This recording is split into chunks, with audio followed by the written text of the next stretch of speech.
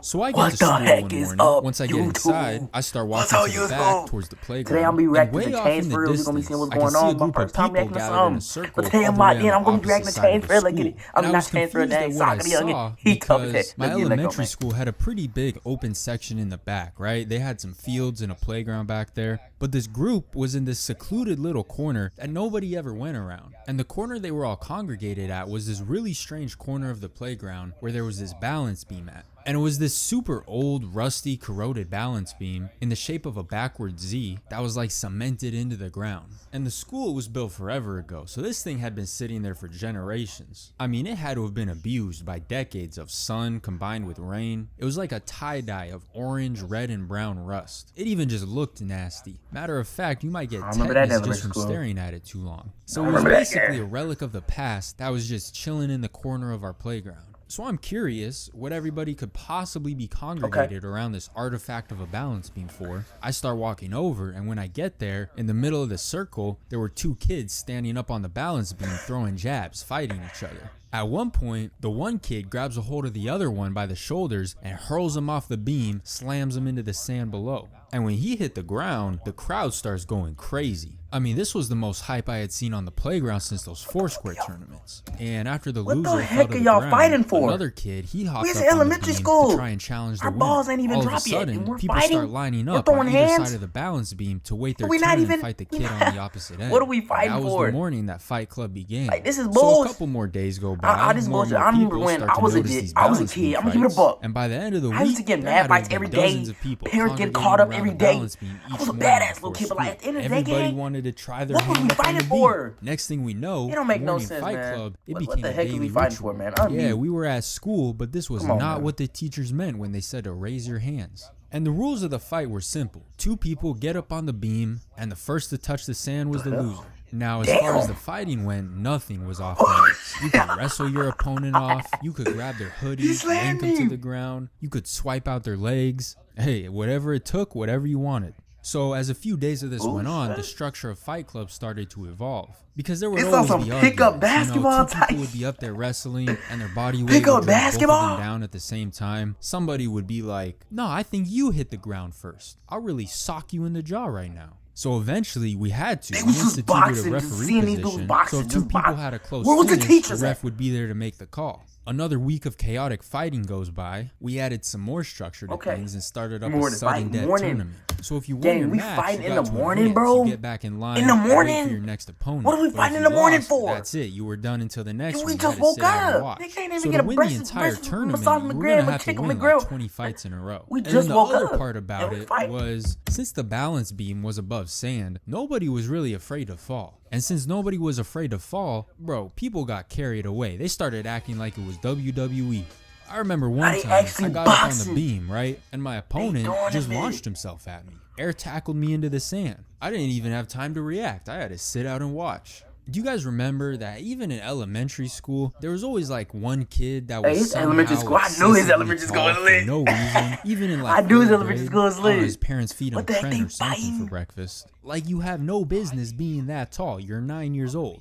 Well, one day I get up there, look across the beam, and my opponent is that kid. And this kid had this one move he would always do where he'd wait for you to get close enough and then use his giraffe-looking leg to just kickbox you to the ground. Bro was a force to be reckoned with, I can't lie. So as soon as the ref said go, I already knew the trick up his sleeve. We start moving towards each other. I start walking in closer and closer. I'm trying to bait him into kicking his leg up. And of course, he goes for the kick. He thought he had me in range. At which point, I lean back out of the way and boom, caught his shoe, twisted, and threw him down to the sand. Bro with his 8-foot legs didn't even fall. He just kind of tipped over like one of those walker things in Star Wars. Although, the craziest tactic I had ever witnessed, and I had never seen a move like this before. The two fighters, they were up on the balance beam. What the heck? I would have been boxing. Hey, took man, off if you his air hoodie, tackle me, threw it over this the ain't other this ain't kid's funny head, no more, and gang. then We actually proceeded boxing to for real. bum Like, rush I'm him keeping it into a the buck. sand. I mean, I know we say actually anything boxing, is though. allowed, but I'm not gonna lie, that was crazy. And the one kid wanted a rematch, What but the the ref heck? wouldn't give it to him. He said he lost fair and square. The two of them started getting into it a little bit. You know, the loser, he probably felt disrespected. So now they start fighting for real. And when they had both hit the sand, a little bit of dust clouds flew up from the ground. And as the dust started to settle, believe it or not, a man wearing a dark suit we taking his legs out. We were all just looking at him like, where did dude even come from? And he said, well, actually, I'm here from Morgan & Morgan Injury Law Firm. That's right, the same Morgan & Morgan that's sponsoring today's video. And we were just kids. We were like, Morgan & Morgan, what are you talking about? He said, look, I noticed that you bum rushed my client, little Jimmy here, into the sand using an illegal move. And as a result, you forced us to file a wrongful injury suit against you. But I can't afford a lawyer. The only money I make is when I scam Billy over here for gum. 50 cents a stick. Don't let him know the whole pack is only $1.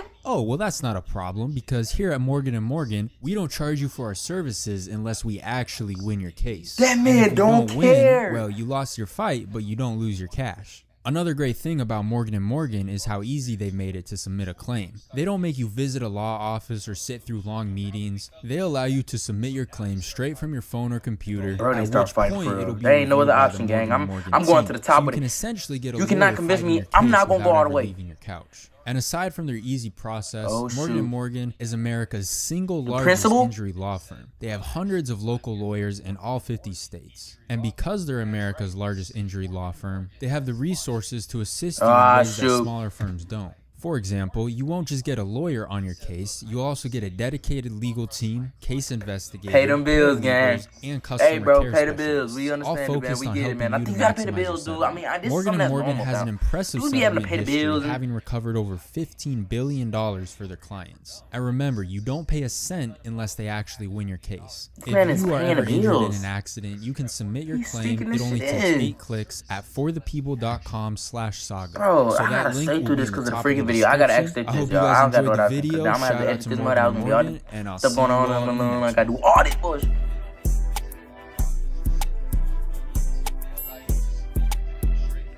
Ah!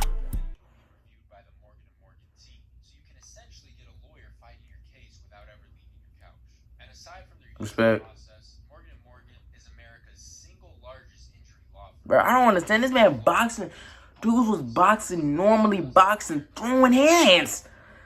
Whoa, acting like in elementary school, we just upping it up on you, bro. Like, there's none of that. We straight boxing. It ain't no question about it, yeah. You think about to do all that bullshit, all that bullshit. No, twin, we're boxing. We're naturally throwing hands. There's no getting up on a beam, trying to fall in the sand. It's none of that, gang. You're throwing hands naturally, dude. And now he paying the bills with this dude. He getting paid, twin. He ain't uploading a month. Hey, SagaTheYoungin, he's a W freaking storyteller. I never ever watched his videos, but he's a W storyteller, man. But yeah, y'all, that's the freaking video. I thank y'all for staying. I thank y'all for freaking watching again, man. What the heck y'all showing up? I love all y'all. Respect. Love y'all all, man. Stay safe.